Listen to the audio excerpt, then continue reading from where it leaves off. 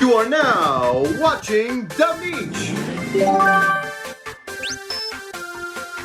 When it comes to experiencing retro games, there are now many obstacles. For one, you're going to need the hardware to play these games. If you want to experience many retro games, you're going to need a lot of systems to experience them, even with backwards compatibility in mind. And even if you have all the systems, retro games have also become absurdly expensive. Some systems more than others. The GameCube has some of the most beloved Nintendo games, but because most haven't been re-released and they only sold moderately well, the prices have been insane. But when companies finally do provide access to their retro games, it's often not ideal.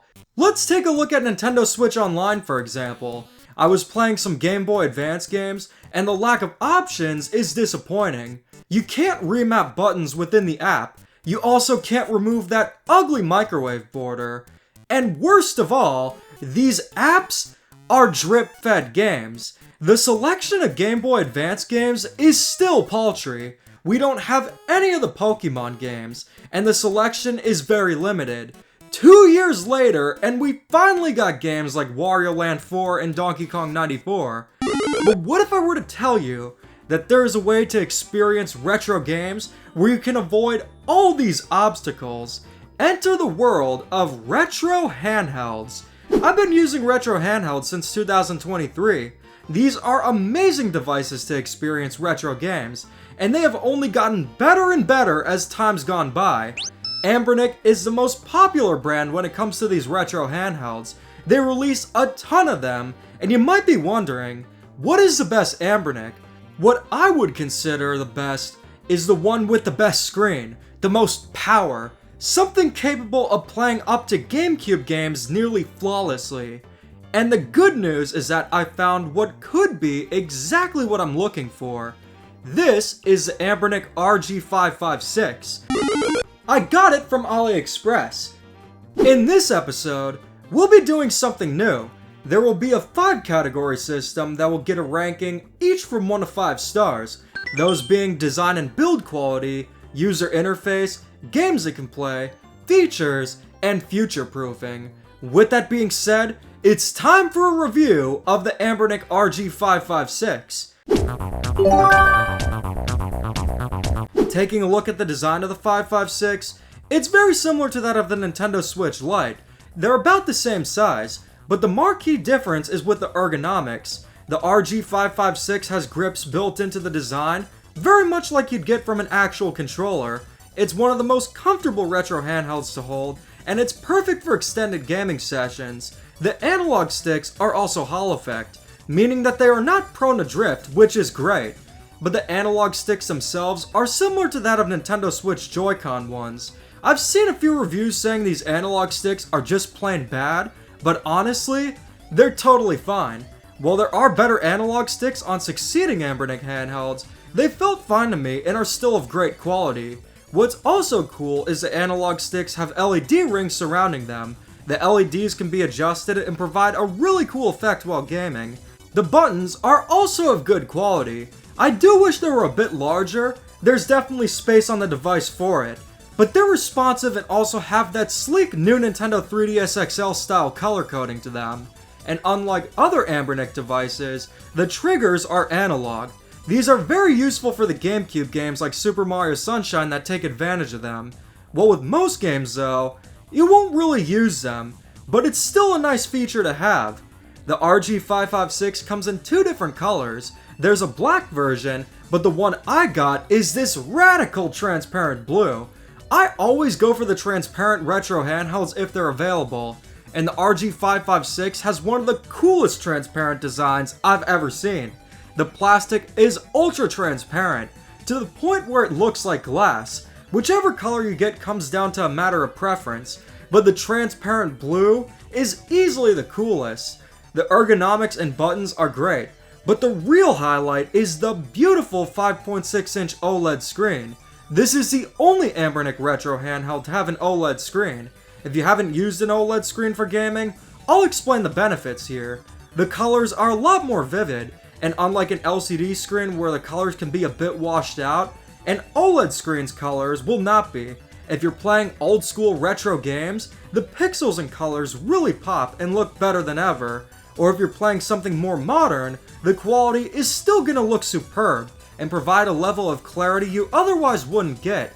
And considering the RG556 is only around $150 to $180, it's unbelievable to have such a gorgeous display on a device in that price range.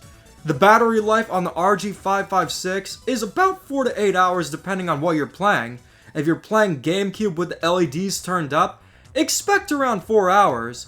Without the LEDs, you can definitely get a bit more, but for old school games, you can easily get more mileage out of the battery. In terms of design/build quality, the RG556 is excellent.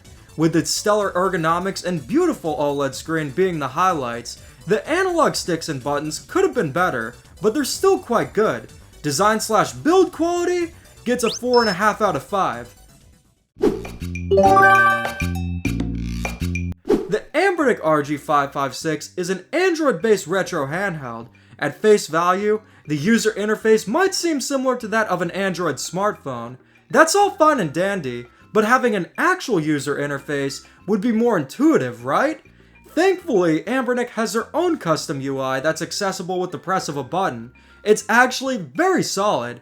Configuring it is easy. You just add the game directory for each system, and then scan. I use a microSD card to store most games and have a folder called Anbernic Games.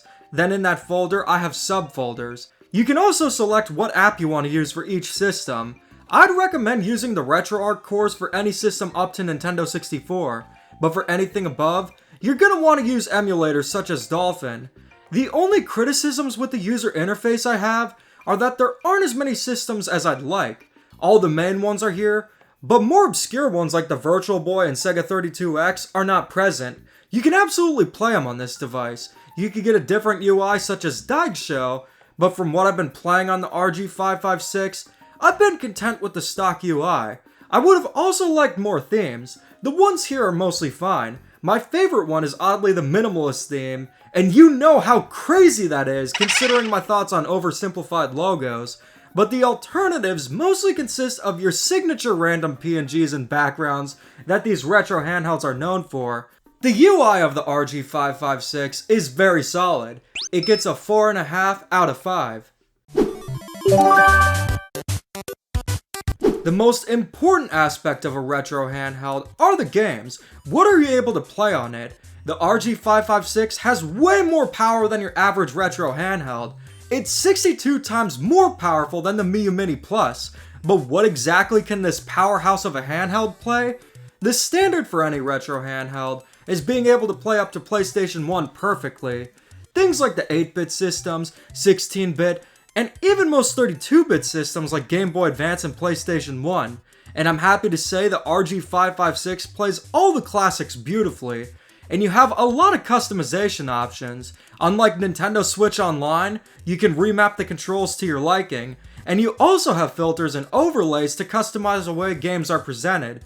You can add scan lines, upscale. The world is your toaster. And for Game Boy, you can change the palette with the press of a button. Sometimes I want to go for the iconic green, but other times I'm feeling a bit more cultured and want something exotic like the Game Boy Light. RetroArch has many options and a ton of customization. The real highlight is playing these retro games on the OLED screen. Because you're getting pure blacks and whites, the pixel art of these retro games really pops. The OLED screen makes the games look better than ever before. It's unreal that a handheld less than $200 can have a screen of this quality. With near perfect performance and a gorgeous OLED screen, classic games look and play better than ever. Anything up to PlayStation 1 will play perfectly. But what about more demanding systems? Nintendo 64 games work great on the RG556. Nintendo 64 games are known to be tricky to emulate, not just on retro handhelds, but just in general. But I'm happy to say the RG556 fares very well with them. I'd recommend using MuPen64, but using RetroArch, that works well too. Nintendo 64 games look and play great here. Even games that are more demanding like Conker will run great. Due to the complex nature of the Nintendo 64 and emulation of it, you might encounter slight graphical glitches here and there, but overall, this is an excellent handheld for Nintendo 64 emulation. The ultimate test is going to be how well the RG556 can play GameCube games. Having a portable GameCube would be a dream come true. The GameCube has an incredible library of games, and considering that most haven't been re-released and are outrageously expensive, having a retro handheld that can play them well would make them way more accessible. The predecessor to the RG556, being the RG405 line, could play GameCube games well, but still left a bit more to be desired. But the RG556 plays almost all GameCube games nearly perfectly. The most you'll need to do is tweak a setting in Dolphin MMJR, such as changing the video backend from Vulkan to OpenGL for Mario Kart Double Dash, for example. But overall, it's just plug and play. The cool thing about Dolphin is that you can enhance the games. Since the RG556 is widescreen, you can use the widescreen hack for some games. It's not always ideal, but it works great when it does. I've been using it in Mario Kart Double Dash and it works great. And you can upscale games to HD. I found 1.5x upscaling to be perfect, because the games look incredible and will still have great performance. And just like RetroArch, you can remap buttons if you need to. In terms of compatibility, I only consider a game playable if it runs nearly perfect to perfect. And the good news is that a majority of GameCube games run exceptionally well. There are some exceptions though. I tried to get F-Zero GX working, but unfortunately, it just kept crashing. But everything else I threw at it, no issues whatsoever. If you're looking for a retro handheld to play GameCube games, the RG556 is an excellent choice. And guess what? You can even play some light Wii games on the RG556. Now with Wii games, it's not usually plug and play like with GameCube, not only because Wii games are more demanding, but also because Wii games will often have radically different control schemes that you'll need to configure. I'd also recommend storing Wii games on the internal storage as I stated before, and I'd recommend using this build of Dolphin specifically configured for the RG556. Palacio Gamer did an excellent video about how to install it, so the link will be in the description. You can play light Wii games beautifully on the RG556. Anything that's not too demanding should work well. New Super Mario Bros. Wii looks and plays great. You can even remap the waggle controls to buttons, and this is also applicable to Donkey Kong Jungle Beat. This is the Wii version that uses the Wii Remote and Nunchuck, but even configured to work without motion controls, it's still such an underrated and weird game. And considering I've been on a roll playing every Mario Kart game, I wanted to revisit Mario Kart Wii, and it plays surprisingly well. There are slight frame drops every now and then, but it plays very well using the config of Dolphin. Super Mario Galaxy 2 even plays alright. It doesn't perform as well as I'd like, but if performance isn't a huge deal for you, it might be worth playing on the RG556. I can say with confidence that the RG556 is great for almost every GameCube game, but for Wii games, I wouldn't get an RG556 specifically to play them. It's more of a nice bonus. In terms of what the RG556 can play, it is capable of a lot. With its power and beautiful OLED screen, you'll be able to experience retro games better than ever before. Considering the price and just how much you're getting, the RG556 gets 5 out of 5 for the amount of games you can play. The RG556 is an Android device, meaning that it will have many features that smartphones have. If you wanted to, you could use the RG556 to watch YouTube, or even listen to the built-in FM radio with a pair of headphones. Those right there are features modern smartphones don't even have. I get a retro handheld to play retro games, but you can of course play Android games on the RG556. If games have controller support, this is the ideal way to play them. If not, it's not so ideal. Some games that require limited touchscreen input like Angry Birds work fine, but a mobile game that requires consistent input, something like Mario Kart Tour that can't use a controller, it's not exactly the most ideal. The RG556 can be connected to a TV using a USB-C to HDMI cable. Many retro handhelds will have a dedicated mini HDMI port, which is great if you want to consoleize it. However, because there's only one output, you can't charge it while playing. Not only that, but you'll have to switch between controller profiles and apps like Dolphin if you set up a controller to use while playing on the TV. This is definitely a device that's going to be primarily used as a handheld, but it would be nice if outputting to the TV was more refined. The RG556 has a good amount of features, mostly due to it being an Android device. You can definitely use it as a multimedia player, in addition to a retro handheld. The only criticism I have is with outputting to a TV. Features wise, it gets a 4 out of 5. The final category relates to an important question when getting a retro handheld or any device for that matter. How long is it going to last, and will it be outdated soon? Despite the RG556 releasing a year ago, Anbernic has released new devices with the same chipset as recently as November of 2024, and they recently updated it too. The only thing that the RG556 lacks that the newer handhelds like the 406V have are the new analog sticks. For the price range, you're getting an OLED screen, excellent ergonomics, and the ability to play up to GameCube nearly perfectly. If you want a retro handheld with an OLED screen, the RG556 is one of the most affordable options out there. Now, it's been out for a year, but until we start seeing more technological advances with retro handhelds, I can still recommend getting an RG556 in the year 2025, if you'll be concerned if it's going to be outdated soon. If it could play Wii games better, then I would say it's an endgame handheld, but for a current Android Anbernic, it does everything it's supposed to do incredibly well.